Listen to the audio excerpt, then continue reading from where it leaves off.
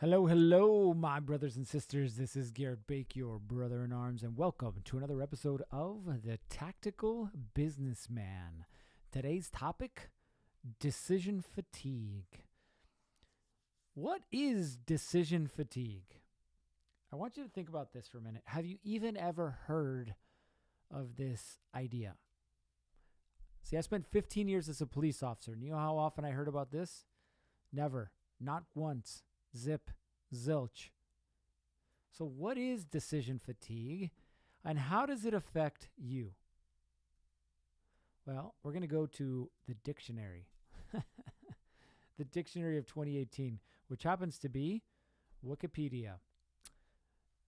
So, in Wikipedia, when it talks about decision fatigue, it says that it refers to the deteriorating quality of decisions made by an individual after a long session of decision making. A deteriorating quality of decisions made by an individual after a long session of decision making. I.e., the more decisions you make and the longer you work, the worse they are. Like we literally just dumbed down Wikipedia. So think about this and how this would apply to your life. How this would apply to your business, how this would apply to every decision that you make. And we're going to go in a couple different areas here, right? We're going to talk about your body, we're going to talk about your relationship, and we're going to talk about your business. Each of these three, we're going to hit with this idea of decision fatigue, right? How is it that decision fatigue affects your body? How is it that decision fatigue affects your relationship? How is it that decision fatigue affects the way that you make and keep money? So let's start first with a story, right? I want to tell you about my experience with decision fatigue. There were multiple times in my career where I worked shifts, i.e., periods of time at work that were greater than 24 hours. Now listen, this isn't a warehouse job working 24 hours. This is a police officer with a gun working more than 24 hours. A couple of times, up to 36 hours. In fact, my longest shift ever worked was 36 hours. Do you want to know what I was like after 36 hours? I was fried. Like literally couldn't even put a complete sentence together. But here's the funny thing, or the sad or dangerous, however you want to look at it. During this shift, and this was probably quite a few years ago, at least 12 years ago. I was part of this violent crime task force, right? And what we were doing is we were tracking down some what we call gas can robberies. What they were doing is they were entering into these check cashing stores. And they would go in, and you've all seen it, right? The little weed sprayer containers, right, that you pump, and then you release the nozzle, and the spray comes out, and you can spray the weeds or the ant killer, whatever it is, right? You've seen the little containers. Well, what these guys would do is they would go to these check cashing stores. If you've ever been to a check cashing store, you know they have the big, thick glass and the hard bars and the windows, and you're not getting in them, in other words. So what these guys devised then was a plan to rob these check cashing stores. So what they would do is they would go into the check cashing store and they would go underneath the glass, right, the little opening. They would spray the clerks with gasoline, and then they'd have a lighter and be like, if you don't give us your money, we will literally light you on fire. Like, could you imagine being that clerk? Like, not only would gasoline burn, but this guy's threatening to light you on fire, and there's nowhere for you to go. Like, that's a box in there. So what do you think happened? Well, they would get their money. And these guys committed dozens of these across the Phoenix metro area. I mean, dozens. And they were having a hard time tracking these guys down, so they created this violent crime robbery task force, if you will. So I was a part of this. When we got to the point where we had identified most of them, we started rounding them up, right? We didn't want these things to happen anymore. And so this started this long shift where we'd pick up one guy and then we'd drive around, try and find the next guy and then pick him up, and then drive around and try and find the next guy and pick him up. And it was just this constant, like, in this state of ultimate awareness, right? Like, you're aware of everything that's going on around you. You're aware of of the traffic, you're aware of the pedestrians, you're aware of the radio traffic, you're aware of where the other officers are at, you're aware of what time of day. Like all of these things are going into your mind, all of these inputs, right? And they're making your mind is processing them into making a decision, right? Making this decision onto what has to happen right now. Like right now, what has to happen? Well, nobody's moved, so I'm staying here. Right now, what has to happen? Well, the neighbor came out, so I might have to move my car so I get a better view. Right now, what has to happen? Okay, he came out of the house. He's getting into this car. Who's going to tell him first? Where do I have to be positioned? Like decision, over and over and over again. We got to about the 24-hour mark, and I think I'd consumed, I don't know, like 4 monsters at this point. They were starting to have little to no effect. And I was like exhausted. And so finally I just told my partner, I was like, dude, can I just ride with you? He's like, yeah, man, just jump in. So the next guy that we're going after is literally on the other side of the city. And I say city, but it's a metro area. So we're looking at like an hour and a half drive. So we start going out there and like, I cannot stay awake. Like my eyes are fading and I'm fading and I'm trying to figure this out. And he's talking to me and the radio's going off and we're trying to, on the fly, get this plan together of how it is that we're going to contact this person and whether he comes out armed or unarmed, compliant or uncompliant, what is it we're going to do, right? All of these decisions are being made. Meanwhile, I'm fatigued. And so my decisions or the quality of my decisions are going downhill. So much so that literally at the end of this shift, I don't even remember how we got the guy into custody. Like my friend, my coworker, my partner had to tell me how it happened. Here's the best part. I tried to drive home, drive a car, working 36 hours, making all of these high-risk decisions. How do you think that went? Well, not very good. I ran off the road, from what I remember, 4 times, even though I had the windows down, splashed water on my face, had another monster. Like it just wasn't happening. And I get to this point where I'm within a mile of my house, 1 mile, within 1 mile. All I remember is waking up and my car was up against the median curb. Like there was a raised median and my car was up against it. And I don't remember how it happened. I got out of my car. I saw that I had a flat tire. I called it in that I needed somebody to change my tire. And I literally just stayed there, leaned the seat back and went to sleep. About 20 minutes later, I get a knock on my window. It's a police officer from the sheriff's office. And he's like, hey, man, are you all right? I was like, yeah, dude, just really tired of waiting for a tow truck. Like, he's like, you want me to help you? You want me to wait for you? I was like, no, I'm good. And literally went back to sleep. Like an hour later, somebody showed up. They changed the tire. I managed to make the mile home and crashed out. Like, think of all the things that could have gone wrong because I was in this state of fatigue. Not just fatigue because of time worked. Because, let's be honest, if you really wanted to, you could stay up for 36 hours. Like, it wouldn't be comfortable and you'd pay the price afterwards, but you could do it. I've done that before too.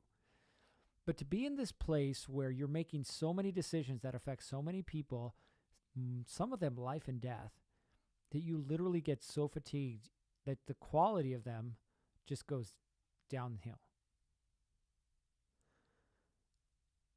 Now, luckily, or through God's grace, or however you want to say it, nothing happened that day. Nothing happened to me. Nothing happened to my coworkers. Like, we were able to get this done. But how many of you go through this just hoping that luck will be on your side, just hoping that you don't make a bad decision? And I don't just mean police officers. All you business owners, I'm talking to you. In fact, I have a client of mine right now. He gets up at 2 o'clock in the morning. He's in the office by 3 a.m. 3 o'clock in the morning. Like, what in the hell are you doing at 3 o'clock in the morning? Or what decisions do you think that you're making at 3 o'clock in the morning that are somehow considered to be good decisions? Like, it's not going to happen. By 9 o'clock, you've been there 6 hours. By 12 o'clock, 9 hours, which is usually a good day. So anything in the afternoon now, you're fatigued. You're making decisions about whether you should buy something or not. You're making your decisions whether you should shift your marketing or not. You're making decisions about whether you should, borrow more money or not. You're making all of these decisions, but they're based in fatigue, which means what? Their quality has gone way downhill. Way downhill. How is it then that we combat this? How is it that we combat decision fatigue? Before we get there, I want to talk about another couple of areas. Your business is suffering right now because you're suffering from decision fatigue. You're making poor choices. See, people might think of you as a conservative, as a reliable, sensible person. But because of your suffering of this decision fatigue, everything's gone out the window. Now think about this. You spend all day at work, 12 to 15 hours, and then you go home. What decisions do you think you're going to make when you get home? Your wife comes, or you come home, and your wife comes up to you, and she's like, hey, honey, I need you to do this. I need you to do that. Can you fix this? Can you go to the store? Can you do this? Where regularly you would say, okay, like I get it. Like, okay, I'll handle it. I'll take care of it. Whatever needs to be said. What happens? You get angry. You get pissed off. You get frustrated. You start yelling at her. You start yelling at the kids. I've had a long day. I can't believe this. I can't believe it. Like, you can't make any decisions anymore. You don't want to make any decisions, in fact. And so you get mad at the very person that has no idea that you're suffering from decision fatigue. Like, your wife just wants to make your evening nice.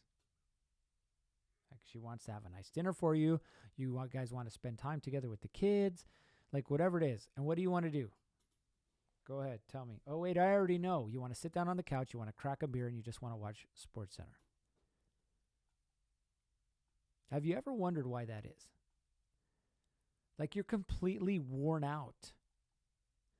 And I get it. Like, this was me for so long.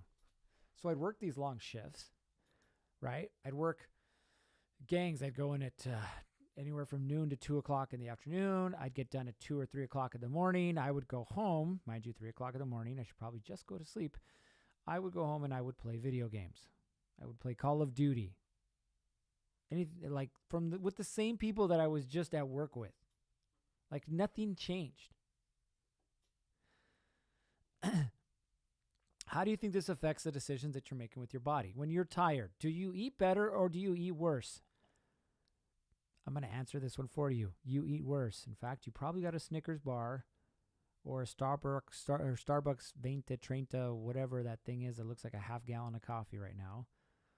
Or you got the Ho-Hos, or you got the Doritos, or whatever it is that you got right now in your hand that isn't helping you get the body that you want. Sure, you say you want a six-pack, and the first 2 days of the week you go to the gym, but towards the end of the week, when you're tired, when you have decision fatigue, what is it that you end up doing? Well, you're at the checkout line at the grocery store. You've bought some spinach, some bananas. You're going to make some really cool smoothie, and then you grab Hershey's chocolate bar and some Skittles. And what do you think you eat first? Well, on your way to the car, you crack open the Hershey's bar and you eat that. And then you're like, well, I'm not going to bother eating the salad because it's not worth it anymore. I'm just going to have another piece of pie. Well, I'm too tired to go to the gym right now, so I'll just do it tomorrow. Like, your decisions get worse and worse and worse. Not only does that happen, a couple of other things happen. Because of decision fatigue, you get something called decision avoidance. What is decision avoidance? You would rather avoid making a decision than actually have to make one, which is even worse. So you run a business and you're trying to what? You're trying to grow your business. You're trying to make more money. You're trying to increase shareholder profit value. You're trying to do all of these things to help your business. But because you're so tired that you haven't taken care of yourself, then what happens? You'd rather either make a poor decision or not make a decision at all. Either one is killing your business. It's killing your business. So how is it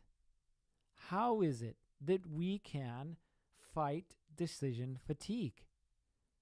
How is it does this happen? What does it look like? What does it feel like? Listen, I suffered from this for so many years. Decision fatigue. Why? Because I kept putting myself in situations that required me to be alert on such a high level for such a long period of time. I didn't want to make decisions anymore. And if I did, they usually weren't good ones. They're all related. The decisions you make in your business get you tired. And then guess what? You make horrible decisions in your relationship. You yell at your wife, so you don't get what you want. So look, I'm going to back it up. Decision fatigue affects what in business? Your ability to make and keep money. Decision fatigue affects your relationship how? It gets you less sex and less connection. Decision fatigue affects your body how? You get fatter, out of shape, you have less energy, which relates all the way back to your business. You don't want to be there anymore because you're too tired to go to work anymore. They are all related. All related.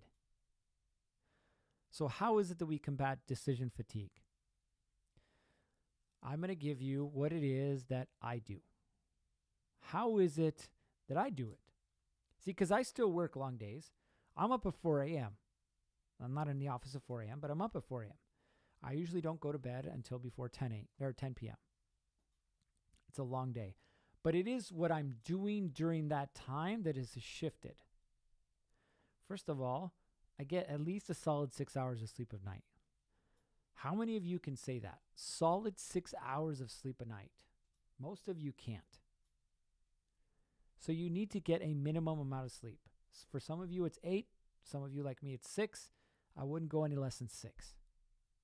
Solid night's sleep. Then when you wake up in the morning, the first thing you need to do is not check emails, not to scroll through Facebook, not to check Instagram, not to watch SportsCenter. It's literally to work on you. See, your ability to make decisions, good decisions, is based on what? It's based on your health. It's based on your mental state. It's based on your physical ability. Like, all of these things play into your ability to make a good decision. So if all of these things play into your ability to make a good decision, why don't we spend more time working on them so that we can make better decisions? So how do we do that? So when I wake up in the morning, the first thing that I do is what I call the power hour. So my mentor, Garrett J. White, taught me this. What is it that happens during the power hour? Simple. During the power hour, I work on what's called the core 4. I work on the 4 areas of my life that I know that I need to spend time in, to get better in, to fill the cup, if you will, so that throughout the day when I'm making these decisions, I have the capacity and the energy to be able to make them and to make good ones. The first thing I start off with is my body. Yep, you heard that right. I spend time on my body because my body is so important to me. Most of you, myself included, have spent periods of time, if not currently, in a state where your body is out of shape, where it's literally hurting you. See, I'm 5'10", 185 pounds now, but there was a time when I was 20 pounds heavier. 20.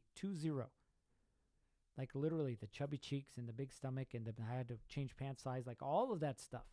Some of you, it's been more than that. It's been 60, 80, 100 pounds overweight.